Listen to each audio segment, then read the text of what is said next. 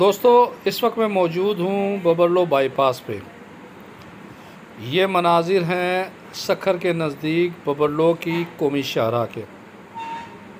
आपके सामने मौजूद ये माल बरदार कंटेनर और ट्रक गुज़िश्ता 10 रोज़ से इस मुकाम पर मौजूद हैं। वकला सिविल सोसाइटी की जानिब से चोलिस्तान में 6 मुतनाज़ा नहरों के ख़िलाफ़ दिए जाने वाले धरने के बाइस ट्रांसपोर्टर्स और ताजरों को शदीद मुश्किलात का सामना करना पड़ रहा है। खैरपुर से सखर की तरफ आने वाली ये मेन शाहराह है और toll plaza central jail road पर आपके सामने ये ट्रक मौजूद हैं जिसके अंदर पेट्रोल, डीज़ल, गैस समेत दीगर अशिया ख़ुरवनोश मौजूद हैं।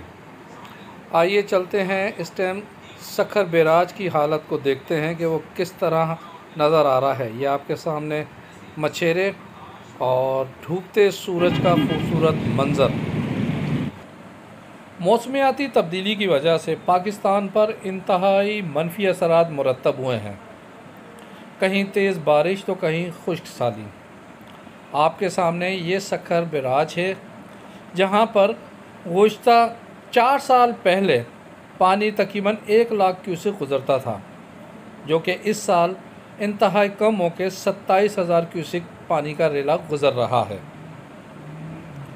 आबी बहरान की वजह से जहां आम इंसान परेशान है, वहीं आबी मखलूक भी बुरी तरह मुतासिर हो रही है।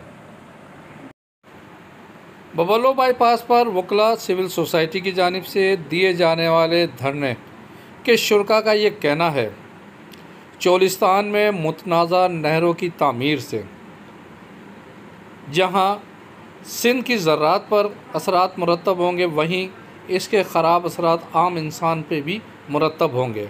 लिहाजा इस मंसूबे को फ़ौरी तौर पर ख़त्म किया जाए। Parvez Khan, media point 071 Sukkur barrage.